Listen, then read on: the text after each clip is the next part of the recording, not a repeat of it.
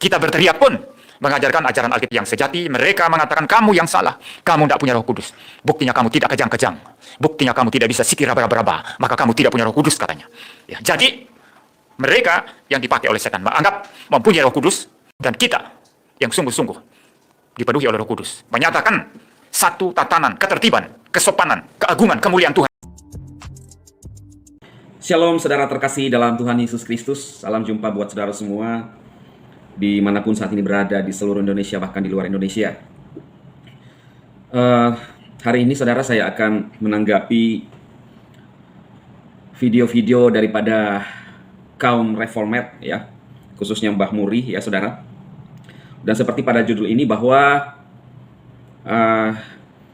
hari pencurahan Roh Kudus, ya, adalah momen bagi para kaum reformat, ya, dalam hal ini secara khusus Mbah Muri, sebagai ajang mengejek, ya, para karismatik, orang-orang karismatik. Jadi pencurahan Roh Kudus ini adalah momen bagi mereka di mana kesempatan untuk mengejek orang-orang yang tidak sepaham dengan aliran mereka dan pandangan mereka, saudara, ya. Dan kalau saudara lihat apa yang disampaikan oleh Mbah Muri, itu tidak jauh beda dengan yang disampaikan oleh gurunya, ya, seniornya, yaitu orang tua, ya, yang ST, yang sudah mulai menular ke anaknya juga, terus menyinyir kekristenan karismatik, ya. Di videonya, ya saudara, di videonya yang terbaru, judulnya dulu, ya saudara, ya, kita ada dasar pembahasan, ya. Jadi saya tidak hanya berasumsi, saudara. Video terakhir, ya, di sana judulnya adalah Roh Kudus Asli dan Palsu, Pentakosta 2022. Di sana ada beberapa orang yang menjadi pembicara di channelnya dia. Dan di dalam menit ke-22, saudara, ada orang tua pertama, kemudian ada perempuan, ya, orang tua lagi, perempuan, ya. Nah, dan di menit 18 itu, ya, 18 lebih, MIM yang berbicara, kemudian di dalam menit sekitar 22, ya. Di sana MIM dengan enjoy-nya menyinyir kekristenan karismatik, ya. Menganggap Kristen karismatik adalah orang yang dipakai oleh setan. Itu kalimat-kalimat dia. Sempat saya mendengarkan beberapa poin saja yang saya akan bahas, tetapi saya sudah mengetahui keseluruhan isi videonya. Tidak lain dan tidak bukan hanya jadi mimbar itu digunakan untuk mencelah kekristenan karismatik. Jadi mimbar menurut saya untuk kaum reform, khususnya MIM, mimbar bukanlah tempat menjelaskan firman Tuhan, bagaimana menyampaikan firman secara benar untuk umat-umatnya sesuai dengan pemahaman mereka yang mereka anggap benar, ya. Harusnya mimbar mereka itu digunakan sebagai tempat untuk memberitakan firman yang mereka anggap benar tanpa harus menyinggung iman atau kepercayaan atau keyakinan organisasi lain, saudara. Nah, inilah terlihat jelas bahwa kaum ini adalah kaum yang sangat sombong, yang sangat meremehkan orang lain dengan mengandalkan ilmu teologi mereka, ya. Dan firman-firman yang disampaikan adalah retorika, termasuk pada saat dia menyampaikan bahwa ketika Roh Kudus hadir, ya, di dalam menit ke-22 sekian, di sana dia sudah membahas tentang Roh Kudus. Menit 22 sekian dia membahas bagaimana mengetahui ketika Roh Kudus hadir. Dia hanya menjawab seperti ini. Ada karunia rohani yang palsu dan asli, tetapi dia tidak bisa menunjukkan seperti apa yang aslinya, saudara. Ya.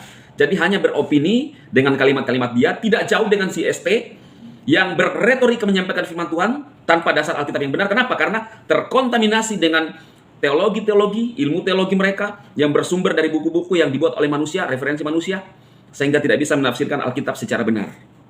Sehingga yang terjadi keluar dari mulutnya adalah kalimat-kalimat kebencian. Itu adalah kalimat kebencian, saudara. Ya. Nah, dia menjelaskan tentang Roh Kudus, pencurahan Roh Kudus, tetapi lalu mencoba membandingkan pada saat zaman Elia, ya, dan nabi-nabi Baal, yang menyamakan nabi-nabi Baal dengan orang karismatik ketika bergoyang-goyang di jamaah Tuhan, di jamaah Roh Kudus. Kenapa? Ya mana bisa dia menafsirkan dan menjelaskan karena dia tidak mengalami, saudara. Hanya beropini dan berpandangan dan mengklaim bahwa karismatik itu kerasukan setan. Padahal saya adalah bagian karismatik dan sering bergoyang-goyang. Satu saat saya ada di rumah, kemudian saya goyang dipenuhi Roh Kudus berbahasa roh. Tetapi saya percaya itu dari Tuhan, bukan dari setan. Karena kalau dari setan itu bisa menyeramkan, saudara. Dan dari setan tidak ada satu hal yang baik pun dari setan. Dia bisa merusak pikiran Anda dan menggoncangkan Anda untuk berbuat jahat. Tapi pikiran saya dipimpin oleh Tuhan. Kenapa? Karena dia tidak bisa melihat. Saya akan berikan satu dasar kebenaran supaya saudara tidak mengatakan kepada saya bahwa hanya berasumsi retorika. Dan di bagian awal ini saya menanggapi pernyataan dia yang tidak bisa membuktikan seperti apa pekerjaan Roh Kudus. Kenapa? Karena dia tidak mengalami Roh Kudus. Kalimat-kalimat dia adalah kalimat-kalimat kebencian terhadap karismatik. Dan itulah yang terus dilakukan berulang-ulang. Mimbar sebagai tempat untuk menyinyir orang lain. Kita lihat di dalam Kisah Para Rasul yang kedua, saudara. Buktinya bahwa ketika orang bergoyang-goyang itu tidak semua dari setan. Ya, perlu kaum reform harus pahami ini. Ini hanya satu ayat yang saya kasih saja kepada Anda semua supaya kita tidak keluar konteks. Ya. Jadi dalam Kisah Para Rasul yang kedua ayat 1 sampai yang ke-13, ya. Itu tentang hari Pentakosta, pencurahan Roh Kudus kepada murid-murid. Saya akan bacakan di ayat yang ke-13 saja. Ini pernah saya sudah bahas sebelumnya, tetapi nggak apa-apa saya bahas lagi. Ketika Roh Kudus bekerja di antara para murid, mereka bisa berbahasa daerah lain. Ya, itu yang sering mereka angkat. Benar, yang tidak mungkin mereka mengerti bahasa, tiba-tiba saja mengerti. Tetapi bukan cuma itu, lihat di dalam ayat yang ke-13. Karena ada reaksi-reaksi yang sepertinya yang terjadi dengan murid-murid Tuhan Yesus. Sehingga orang menganggap bahwa mereka adalah sedang mabuk oleh anggur manis. Kalau saudara pernah lihat orang mabuk, bagaimana reaksinya? Bahkan orang lain menganggap bahwa mereka gila. Lihat dalam ayat yang ke-13. Tetapi orang lain menyindir, mereka sedang mabuk oleh anggur manis. Ya. Lalu di dalam ayat yang ke-14. Maka bangkitlah Petrus berdiri dengan ke-11 rasul itu dan dengan suara nyaring ia berkata kepada mereka. Orang kepada mereka artinya kepada mereka yang mencelah mereka. Seperti kepada ya yang dilakukan oleh kaum reform ya.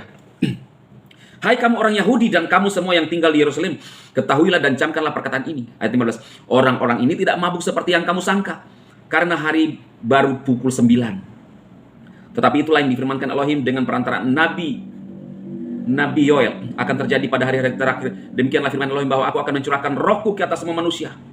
Maka anak-anakmu laki-laki dan perempuan akan bernubuat dan teruna-terunamu akan mendapat penglihatan-penglihatan dan orang-orangmu yang tua akan mendapat mimpi.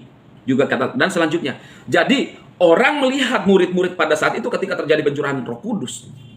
Bukan hanya terjadi penafsiran bahasa-bahasa mereka, tetapi sepertinya mereka sedang melakukan suatu aksi gerakan yang menimbulkan kecurigaan kepada orang Yahudi bahwa mereka sedang mabuk. Dan Petrus berkata bahwa ini bukan mabuk. Baru jam 9. Mungkin biasanya kebiasaan orang di sana, saudara, ada waktu-waktu mereka minum anggur sehingga mabuk. Ya, di jam-jam tertentu. Tetapi Petrus dengan tegas menjelaskan bahwa mereka tidak mabuk dengan anggur manis, tetapi dipenuhi oleh Roh Kudus. Inilah satu bukti bahwa ketika orang dipenuhi Roh Kudus, mungkin ada aksi. Maka bisa terjadi reaksi seperti getar-getar, lompat-lompat.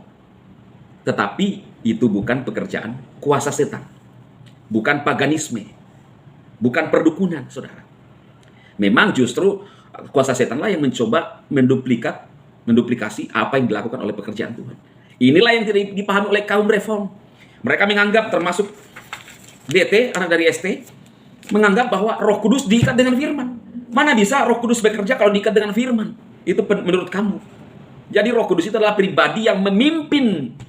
Alkitab mengatakan, setiap orang percaya kepada kebenaran.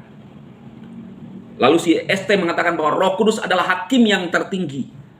DT, ya, anak si ST, DT. Hakim yang tertinggi.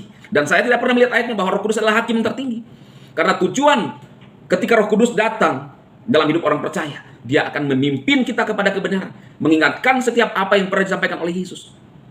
Mana bisa orang yang percaya Yesus ketika dipenuhi Roh Kudus lalu kemudian dikatakan menyembah setan dan menyembah iblis? Ketika orang menyembah iblis, maka pikiran-pikiran orang itu akan dikuasai oleh pemikiran iblis. Dan tahu nggak saudara, iblis itu apa kerjanya? Mencuri, membunuh, dan membinasakan. Ketika orang dirasuk iblis, maka itulah yang akan dilakukan oleh orang-orang dirasuk iblis. Tetapi faktanya kita karismatik menyembah kepada Elohim, menyembah kepada Bapa dalam roh dan kebenaran. Jadi mereka ini adalah, kalau saya bilang, sama seperti ahli-ahli Taurat, orang-orang Farisi, orang-orang buta rohani, menghakimi, pintar ngomong karena terkontaminasi dengan teologi, khususnya Simbah Muri. Lihat aja face-nya ketika menyampaikan firman, saudara. Itu seperti ada kebencian. Sampai kapan kamu seperti itu, Mbak? Ya, saudara, ada yang mengatakan, sudahlah Pastor D, nggak usah tanggapi. Saudara, ini di dunia digital, dunia media sosial. Saya perlu menyampaikan kabar yang benar, supaya tidak disesatkan oleh pemahaman-pemahaman doktrin teologi kaum reform yang hanya menyinyir kekristenan karismatik dan lainnya. Ya, kita beda dogma, beda penafsiran. Ya udah, lakukan aja sesuai dengan yang lu anggap bagus. Yang mana? Hanya nyinyir setiap dari mimbar.